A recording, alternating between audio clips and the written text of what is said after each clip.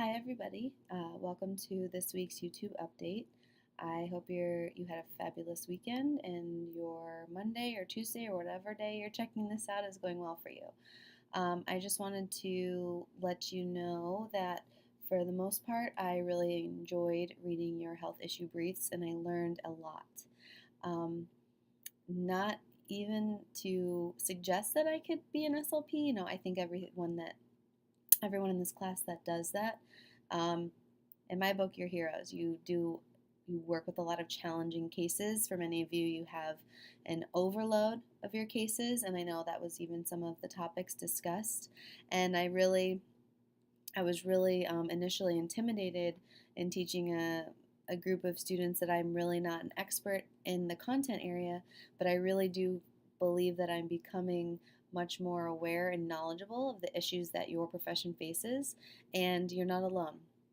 I have many friends that are nurses. I know many of you work with other healthcare professionals. When it comes to the policy side of things, we may not be dealing with the exact same issues, but we're all dealing with something.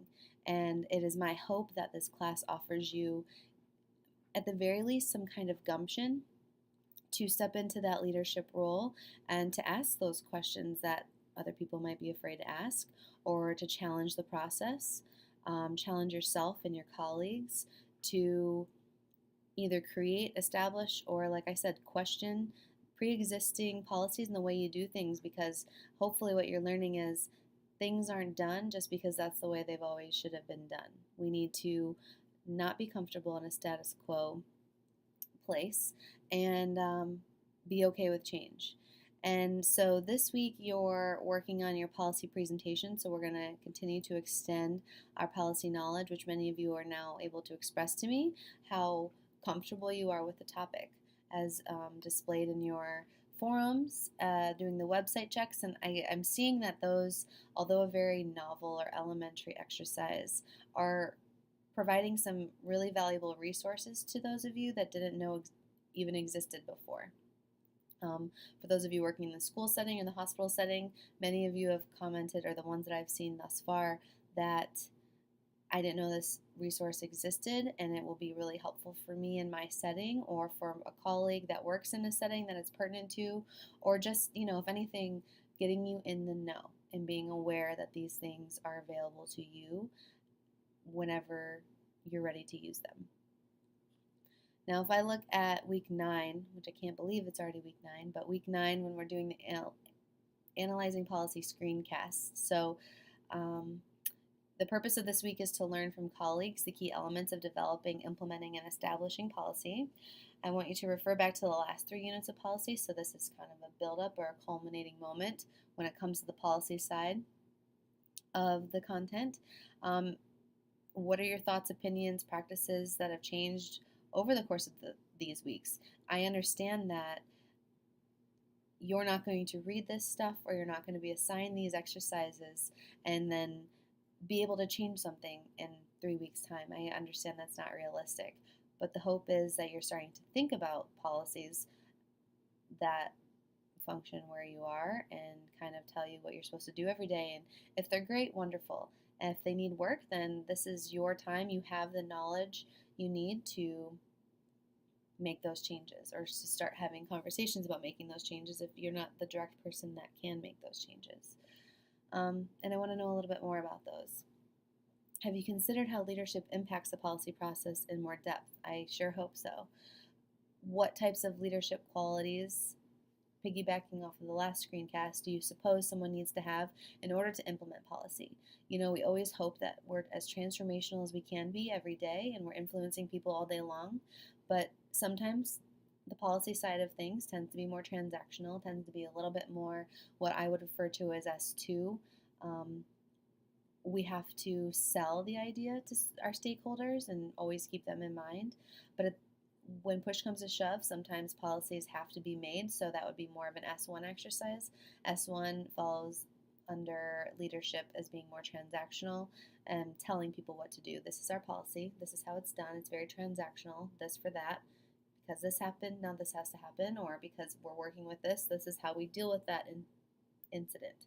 So although policy itself tends to be a little bit transactional in its development, or I'm sorry, execution, the development of policies can be very transformational and really influence the lives of many people.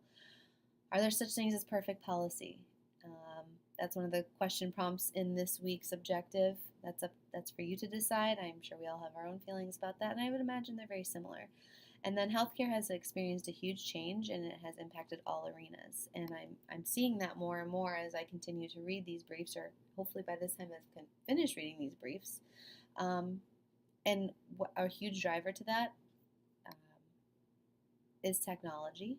So you can keep that in mind too when you're presenting on your policy screencast. Hopefully, any type of technical glitches that were experienced last time are figured out.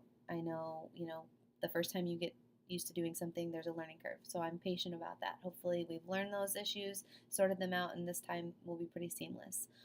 Hopefully, in addition to that, you've taken your peers' feedback into consideration. I saw really great, valuable feedback when it came to maybe add more images here, maybe less text here, speak up a little louder into the microphone, so that the people watching the presentation can be more engaged, because they were all really great. There were just little things here and there that I agree with your peers about that could improve for this one. And lastly, I had a third one there. Oh, I know that working in teams can be challenging. For the most part, the peer review forms that I read were very informative and helpful. But I understand working with people can be messy sometimes, and not every single one of you is going to agree on absolutely everything and how something should be done or function the same way. A third aspect to this assignment is getting comfortable working with a variety of people. I know all of you do all day long with your patients, and sometimes working through some hiccups or some competing values or just different leadership strategies. What you believe to be effective leadership, someone else might not believe to be effective leadership. But I really hope that we can work out some of those conflicts in this next one, or if not, have conversations about, this is how I believe the first one went. Here's some pros, and here what I believe went well. These are some things, not necessarily cons, but things that I would like to see improve in the future, just by not being patronizing or accusatory. Delivery and constructive feedback is everything, because people are sensitive and they take things personally. I know I tend to, but I'm always open to student feedback and peer feedback, and hopefully that will be a helpful exercise for you moving forward. So really, what you need to do is within your groups and teams, present a recent health-related policy issue. You can choose the one you talked about in your brief, but hopefully, your whole group is on board with that. If not, find one you can collectively agree on and present the overview of the issue. And analyze the policy situation or the issue using two philosophical/theoretical frameworks identified in previous readings, any of them. Using this theoretical framework will be your vehicle to explain the matter. So you can use any of the ones you presented on the leadership ones you presented in your other screencast, or any of the ones you've come across in your other readings. There's a lot of them out there. Sometimes that's helpful, sometimes that makes it more challenging, but that should be your vehicle. That should be the lens you use when presenting your screencast.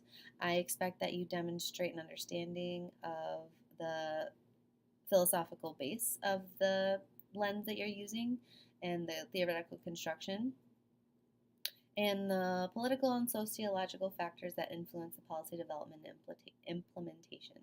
I do want you to understand that I have not exclusively assigned a time limit to the screencast, but in order to fully capture your audience attention, keeping it right around 20 to 30 minutes is going to be key. Any longer than that, you start to lose audience attention, and any shorter than 20 minutes, it would lead me to believe that you haven't really demonstrated the 4 different aspects of the assignments. You very well may be able to, but 20 minutes goes by pretty quick. And I already mentioned that part. Please be sure to complete your peer review feedback form. It does look a little different than the first one. It is uploaded to the assignment. I believe on your timeline it is already included, and it should say number 2 next to it, because there's a little bit of different wording on there. submit that to me in a web study email, and please indicate that there is an attachment in that email. I missed a couple of other ones in the prior assignment because students uploaded the attachment but didn't include any text. So having received 18 web study emails in one day, it's really easy to miss. So upload it to web study, write in the text box, peer review assignment attached, and I will do my best to stay organized and make sure I don't miss any of those for this go at it. So that's all I have for this YouTube check-in.